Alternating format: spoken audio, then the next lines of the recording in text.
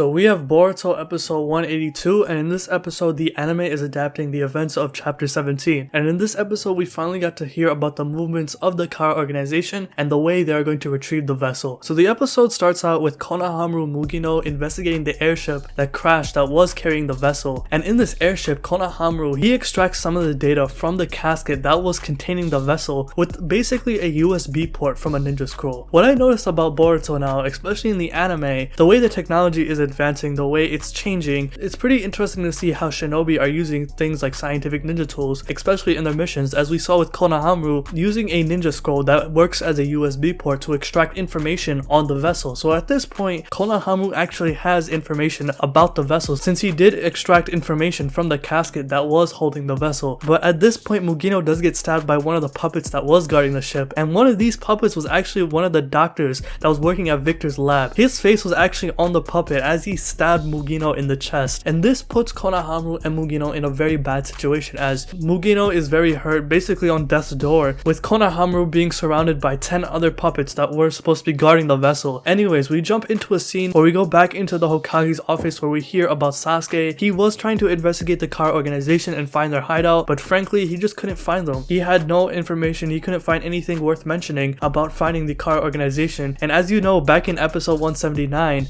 they are in another dimension. We did see Victor go through a portal to enter a dimension which was where the Kara organization were staying. So of course Sasuke, he's not gonna be able to find their organization without using space-time ninjutsu, as we saw that Victor, he had to go through a portal to enter a dimension to enter the Kara hideout. So at this point we do see Katasuke walk in, and this is where Boruto, he kind of rants at Katasuke. He's like, yo, why are you here? You ruined my Chunin exams. And this is where Naruto and Sasuke, both of them, they defend Katasuke. They're like, yo, scientific ninja tools, they aren't bad. They aren't inherently good or bad, and it just depends how you use them. And Naruto does say Katasuke is very important to the Leaf Village. Just like how you praise Sasuke for being the Shadow Hokage, Katasuke is just as important, especially with making these scientific ninja tools, as Naruto does say that these scientific ninja tools, they do play a major role in the Leaf Village, as Naruto did say that no matter how much we train, no matter how much ninjutsu we learn, we need power to fight the likes of the Otsutsukis like Momoshiki and Kinshiki and other people like his clan in the future, especially with this power, because despite, you know, training and shit, it's not going to be enough to fight someone like Momoshiki and Kinshiki in the future,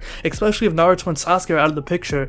Who's going to fight these guys? That's why you need someone like Katasuke to make these weapons to fight big powerhouses like the Otsutsukis, which shows you why Katasuke is so important to the Leaf Village. This puts Boruto in a dilemma as Team 7 is assigned with Katasuke to head to another research facility to deliver one of Naruto's prosthetic arms. And Boruto at first, he doesn't want to go. He doesn't like Katasuke for what he did to him at the Chunin exam, so it is justifiable why he was mad at him. So he walks out. This is where we see Mitsuki talk Boruto into going into this mission. And the prosthetic arm that Naruto has, Mitsuki does say that same arm protects the likes of him and the rest of his family in the Leaf Village. And this basically influences Boruto to go on this mission. So they go on this mission with Katasuke to head to the research facility. And now we jump into the Kara organization right after, and this is where it gets pretty interesting as Jigen, he basically senses that there is someone else that is tampering with their plans with the vessel. As we know, back in episode 179, Victor, he wanted to tamper with the vessel. He wanted to mess with Jigen by taking the vessel away. And we did see Victor extract information from the casket that was holding the vessel using a USB port. However, Kashin Koji did kill him off. However, Jigen is sensing that there is someone else in the Kara organization that is trying to mess up with the plans with the vessel, and it is not Victor this time. He senses it is someone else in the inner members of Kara. So if you don't know already, the inner members of Kara, they are basically the head honchos of the group. If you don't know who they are already, they were at the meeting in last episode about the missing vessel. So all the inner members excluding Jigen are the likes of Amado,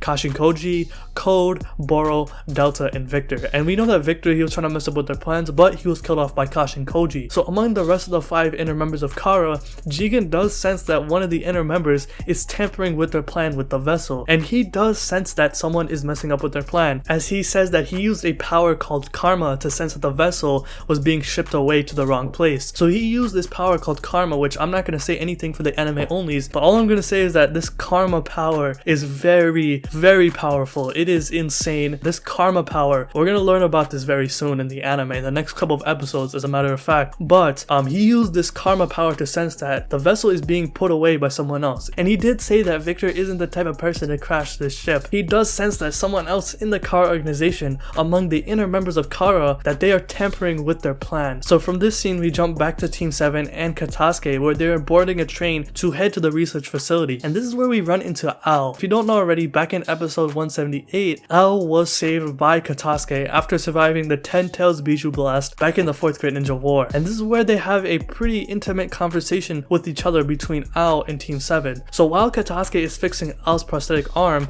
Boruto realizes just how important scientific ninja tools are. So of course, after realizing that scientific ninja tools were banned in the Chunin exams, Boruto does say like, yo, I hate these scientific tools. They are not good. This is basically cheating. No one should be allowed to use them. But when he sees someone like Ao, he realizes that, you know, these tools aren't actually bad. They actually help out people. He is facing this conflict on whether to accept that these tools are good or actually bad. And then out of nowhere, while Katasuke is fixing Ao's prosthetic arm, Ao takes the screwdriver that Katasuke was using and he points it straight at Boruto's neck. And he tells him that if I were your enemy, you would have died right there. And this is where Ao teaches a very big lesson to someone like Boruto. And he tells him that, yo, these scientific ninja tools, they're not good or bad. It just depends how you use them. And this is where Ao and Boruto begin to bond together as they talk about where they come from. And this is where we learn that Ao comes from the Hidden Mist Village. And Boruto does say that, yo, we went on a field trip to the Hidden Mist Village where we got to see other Mist Shinobi. And Ao does seem intrigued as he said that, yo, there are school field trips. What the hell's going on? He was surprised when Boruto did say that there are school field trips. And once Team 7 gets to their stop where they're supposed to go, this is where Boruto says bye to Ao.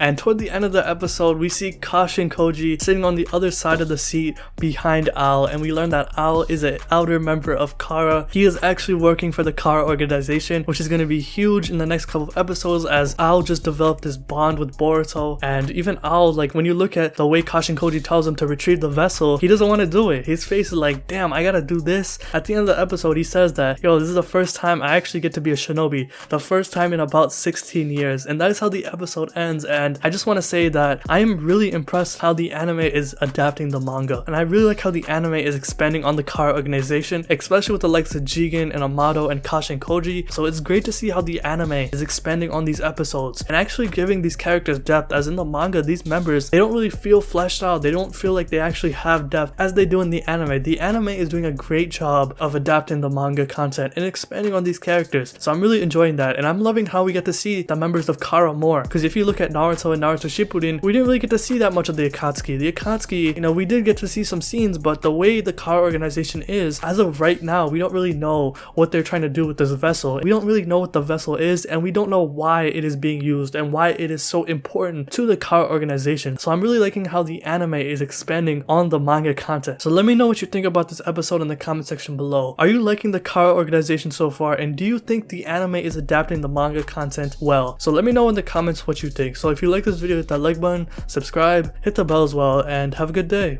Peace.